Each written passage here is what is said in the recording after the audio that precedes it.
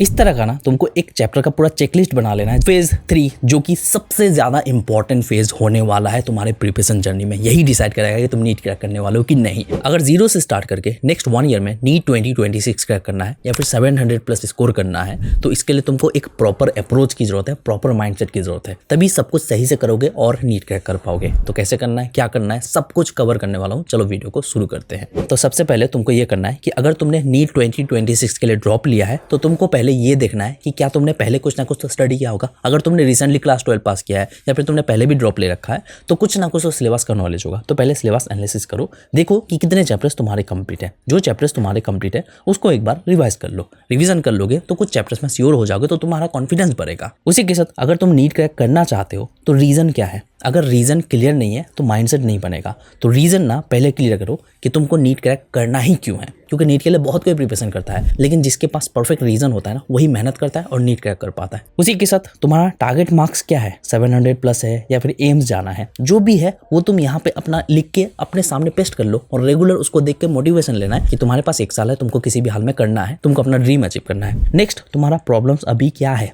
कि तुम किन सब चीज़ों में टाइम वेस्ट करते हो, 24 घंटा कहाँ देते हो कहाँ नहीं देते हो, प्रॉपर उसको ट्रैक करना है और उसको सही जगह पे इन्वेस्ट करना है। ज़्यादा से ज़्यादा तुमको स्टडी में टाइम देना है अभी से ही, तभी तो तुम आगे चल के मैक्सिमम टाइम यूज़ कर पाओगे। अब उसी के साथ रिसोर्सेज में क्या यूज़ करोगे। देखो सबसे पहले तो तुमको कोई ना कोई एक बैच ज्वाइन करना होगा। अगर तुम फिजिक्स वाला का बैच ज्वाइन करना चाहते हो, ड्रॉपर हो तो यकीन बैच ज्वाइन कर सकते हो, क्लास 12 में हो तो लक्ष्य बैच ज्वाइन कर सकते हो, या फिर कोई अदर बैच भी तुम ज्वाइन कर सकते हो अपने अकॉर्डिंग। लेकिन अगर यकीन बैच या फिर लक्ष्य बैच अभी ज्वाइन करना चाहते हो तो ऑफर चल रहा है, तो अभी ज्वाइन कर सकते हो। एक्स्ट्रा डिस्काउंट के लिए कूपन कोड कमेंट सेक्शन में मिल जाएगा, उसको अप्लाई कर सकते हो। और जो भी बैच ज्वाइन करोगे एज इट इज उसको रेगुलर बेसिस पे फॉलो करते जाना, बैकलॉग लगने नहीं देना है। उसी के साथ एनसीईआरटी तो बहुत ज्यादा इंपॉर्टेंट है, तो एनसीईआरटी तुम प्रॉपर लाइन बाय लाइन पढ़ोगे। कैसे पढ़ना आगे बताता हूँ। उसी के साथ तुमको नोट्स की भी जरूरत पड़ेगी, नोट्स कैसे बनाना आगे बताता हूँ। उसी के साथ क्वेश्चन बैंक तुमको बाय कर लेना है या फिर कोई ऐप का सब्सक्रिप्शन ले लो, क्वेश्चन प्रैक्टिस के लिए ज्यादा इंपॉर्टेंट है। साथ ही साथ पीवाईक्यूज तुमको लास्ट 36 ईयर्स का करना है, तभी तो तुम प्रॉपर तरीके से नॉलेज ले पाओगे कि कौन से ईयर से किस टाइप के क्वेश्चन आ चुके हैं। साथ ही साथ प्रोग्रेस नोटबुक और मिस्टेक नोटबुक ये दोनों तुमको मेंटेन करना होगा, तभी तो तुम अपना प्रोग्रेस भी देख पाओगे, जो गलती कर रहे हो उस पर काम भी कर पाओगे। और उसी के साथ तुमको एक चैप्टर्स का पूरा टेबल बना लेना है। इस तरह का ना तुमको एक चैप्टर का पूरा चेकलिस्ट बना लेना है। जब भी कोई चैप्टर का लेक्चर कंप्लीट करोगे उसमें टिक लगाते जाओगे, एनसीईआरटी पर है कि नहीं, उससे रिलेटेड एक्सरसाइज क्वेश्चन प्रैक्टिस वगैरह किए कि नहीं, मॉक टेस्ट दिए कि नहीं, रिवीजन किए कि नहीं।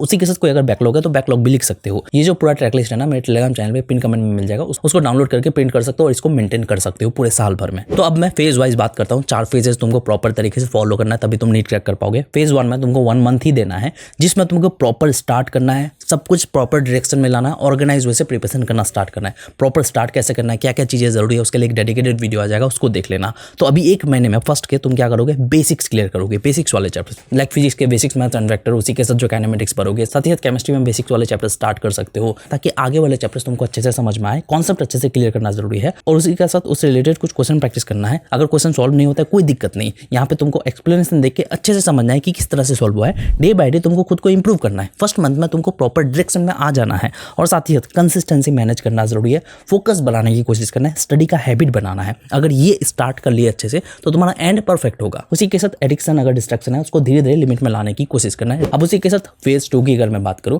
तो फेज 2 में तुमको जो है 3 मंथ्स देना है। 3 मंथ्स में क्या करना है, सेकंड मंथ में तुम्हारा कंसिस्टेंसी पूरी तरह से आ जाना चाहिए। तुम रेगुलर स्टडी कर रहे होगे, ज़्यादा से ज़्यादा स्टडी कर रहे होगे और उसी के साथ जो भी तुम्हारा एडिक्शन डिस्ट्रैक्शन है वो तुम्हारा प्रॉपर लिमिट में आ जाना चाहिए और स्टडी आवर मैक्सिमम देने की कोशिश करना है। उसके बाद 3rd और 4th मंथ से एक्चुअल तुम्हारा प्रिपरेशन स्टार्ट होगा, जिसमें तुम प्रॉपर तरीके से स्टडी करना स्टार्ट करोगे, टारगेट सेट करके रेगुलर बेसिस पे स्टडी करोगे। उसी के साथ तुम क्वेश्चन प्रैक्टिस करोगे ज़्यादा से ज़्यादा, हर एक क्वेश्चन को श्योर होने की कोशिश करोगे। कोई भी मिस्टेक करो तो उन मिस्टेक्स पे काम करना है, पीवाईक्यूज करना है, पीवाईक्यूज को अच्छे से देखना है, क्वेश्चन सॉल्व करने की कोशिश करना है। कोई क्वेश्चन सॉल्व नहीं हो रहा प्रॉपर एक्सप्लेनेशन देखना है, टॉपिक को अच्छे से क्लियर करना जरूरी है और 4th मंथ तक तुम्हारा ऑलमोस्ट 16 चैप्टर्स कंप्लीट हो जाना चाहिए। अब उसी के साथ एक बात का ध्यान ये भी रखना है कि रिवीजन तुमको करते जाना होगा, रेगुलर और वीकली रिवीजन करते जाना होगा, क्योंकि रिवीजन नहीं करोगे सब कुछ भूलते जाओगे तो कोई फायदा ही नहीं होगा। और रेगुलर रिवीजन जो है तुम क्विकली फ्लैश कार्ड्स के थ्रू कर सकते हो, और जहां फ्लैश कार्ड्स की बात आती है वहां पे मैं ये फ्लैश कार्ड जरूर रिकमेंड करना चाहूंगा जो कि मुझे रेंसो रिवीजन की तरफ से प्रोवाइड किया गया है। देखो रेगुलर बेसिस पे तुम नोट्स या फिर टेक्स्ट बुक के थ्रू रिवाइज नहीं कर सकते, इसलिए क्विक रिवीजन में ना फ्लैश कार्ड्स बहुत ज्यादा हेल्प करेगा। अब यही फ्लैश कार्ड्स क्यों मैं रिकमेंड कर रहा हूँ, सबसे पहले मैं बायोलॉजी से स्टार्ट करता हूँ। देखो बायोलॉजी के लिए ना NCERT line by line coverage मिल जाएगा विद इंपॉर्टेंट टर्मिनोलॉजी, साथ ही साथ डायग्राम्स एंड क्लासिफिकेशन भी मिल जाएगा। नेक्स्ट ट्री के chapters like genetics and physiology, ये सब चैप्टर्स ना तुमको सिंप्लीफाइड किया हुआ मिल जाएगा न्यूमेरिक्स एंड फ्लो चार्ट्स के साथ, जिससे तुम अच्छे से स्टडी कर सकते हो। साथ ही साथ इकोलॉजी एंड बायोटेक्नोलॉजी के important facts PYQ based highlight किया हुआ मिल जाएगा, जिससे तुम बायोलॉजी और भी अच्छे से बेटर वैसे पढ़ सकते हो और भी बहुत कुछ मिलने वाला है बायोलॉजी में। नेक्स्ट केमिस्ट्री के लिए ऑर्गेनिक, इनऑर्गेनिक और फिजिकल केमिस्ट्री के सारे फॉर्मूलाज एंड रिएक्शंस एक ही जगह मिल जाएगा, जिससे तुम रेगुलर बेसिस पे रिवाइज कर सकते हो, फॉर्मूलाज को भूलोगे नहीं और अच्छे से तुम लंबे टाइम तक याद रख सकते हो। उसी के साथ रिएक्शन मैकेनिज्म, पीरियोडिक ट्रेंड्स और एक्सेप्शन जो है तुमको सिंप्लीफाइड किया हुआ मिल जाएगा न्यूमेरिक्स के साथ, जिससे रेगुलर बेसिस पे स्टडी करने में कोई दिक्कत नहीं होगी। साथ ही साथ इलेक्ट्रोकेमिस्ट्री और थर्मोडायनेमिक्स के न्यूमेरिकल्स को सॉल्व करने के लिए तुमको ट्रिक्स मिल जाएगा, जिससे तुम क्विकली क्वेश्चंस को सॉल्व कर सकते हो और भी बहुत कुछ मिलने वाला है केमिस्ट्री में, जिससे स्टडी करने में काफी इजी हो सकता है रेगुलर रिवीजन करने में। उसके बाद फिजिक्स की बात करो तो फिजिक्स के लिए सारे फॉर्मूलाज तुमको कंसोलिडेटेड किया हुआ मिल जाएगा, जिससे तुम फास्टेस्ट वे से न्यूमेरिकल सॉल्व कर सकते हो और कॉन्सेप्ट जो है एक्सप्लेन किया हुआ मिल जाएगा डायग्राम एंड शॉर्ट नोट्स के साथ बेटर विजुअलाइजेशन के लिए, जिससे फिजिक्स समझने में इतना इशू नहीं होने वाला है। और उसी के साथ डायमेंशनल एनालिसिस, SI यूनिट्स और शॉर्टकट्स मिल जाएगा डायरेक्ट MCQs को सॉल्व करने के लिए। तो ये तीनों सब्जेक्ट के लिए ना बहुत ज्यादा हेल्पफुल हो सकता है रेगुलर रिवीजन के लिए और एंड टाइम पे तो काफी ज्यादा काम आएगा। तो इन फ्लैश कार्ड्स को बाय कर सकते हो अगर रेगुलर बेसिस पे क्विकली रिवाइज करना चाहते हो। इसका लिंक मैं आपको डिस्क्रिप्शन में प्रोवाइड कर दूंगा, जाके जरूर चेकआउट करना अगर तुम टाइम बचाना चाहते हो, रेगुलर रिवाइज करना चाहते हो, इंपॉर्टेंट पॉइंट वाइज करना चाहते हो। तो चलो वीडियो में आगे बढ़ते हैं। नेक्स्ट फेज 3 जो कि सबसे ज्यादा इंपॉर्टेंट फेज होने वाला है तुम्हारे प्रिपरेशन जर्नी में, यही डिसाइड करेगा कि तुम नीट क्रैक करने वाले हो कि नहीं। इसमें तुम्हारा 5 मंथ्स जाएगा, इसमें तुमको प्रॉपर एडवांस बन जाना है। अब तक तुम प्रॉपर एक डायरेक्शन में आ रहे थे, अच्छे से मेहनत कर रहे थे,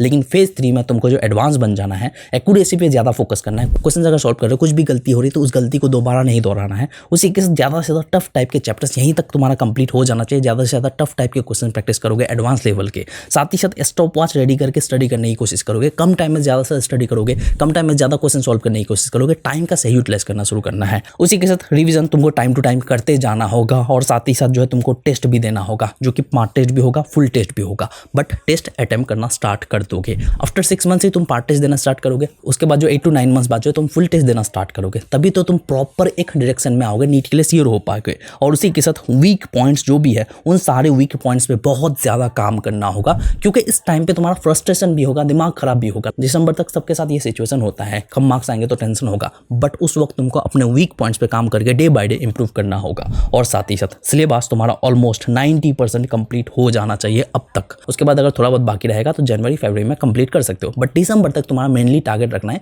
कि 90% सिलेबस कंप्लीट हो जाए, तभी तो तुम प्रॉपर रिवीजन करके अपने डाउट क्लियर करके मिस्टेक्स पे काम करके नीट क्रैक कर पाओगे ना। अब फेज 4 की अगर मैं बात करूं, जो कि तुम्हारा कंप्लीट रिवीजन होने वाला है, यानी कि फरवरी से लेके अप्रैल तक कंप्लीट रिवीजन होने वाला है, और अगर 1-2 चैप्टर बाकी रहेगा तो उसको कंप्लीट कर लेना है। और जो भी वीक पॉइंट्स होंगे, जो भी टेस्ट वगैरह में गलती करोगे, उन सब वीक पॉइंट्स पे काम करना है और हर एक चैप्टर में श्योर होने की कोशिश करना है, क्योंकि श्योर नहीं होगे तो नीट क्रैक कैसे कर सकते हो। 700+ टारगेट कर रहे हो, एम्स टारगेट कर रहे हो, तो तुमको तो करना होगा ना। नेक्स्ट मॉक टेस्ट तो तुमको अटेम्प्ट करना ही है, हर एक वीक मॉक टेस्ट अटेम्प्ट करना है, जो कि पार्ट टेस्ट भी कर सकते हो, फुल टेस्ट भी कर सकते हो। टेस्ट को एनालिसिस करना जरूरी है, जो भी गलती करोगे उस मिस्टेक्स पे काम करना जरूरी है। हर एक मिस्टेक करने के बाद इंप्रूव करना है, हर एक मॉक टेस्ट में ज्यादा से ज्यादा मार्क्स लाने की कोशिश करना है। उसी के साथ क्वेश्चन प्रैक्टिस जो करोगे, तुमको क्वालिटी क्वेश्चन प्रैक्टिस करना है, क्वांटिटी में करके कोई फायदा नहीं। उस वक्त तक तुमको क्वालिटी क्वेश्चन प्रैक्टिस करना है और उसी के साथ तुमको डे बाय डे इंप्रूवमेंट पे फोकस करना है। तो ये अप्रोच अगर लेके चलोगे तो तुम अच्छे से मेहनत करने के साथ साथ हर एक चैप्टर में श्योर भी होगे, नीट क्रैक भी कर पाओगे, अपना टारगेट मार्क्स अचीव भी कर सकते हो। अब बात करता हूँ स्टडी कैसे करना है।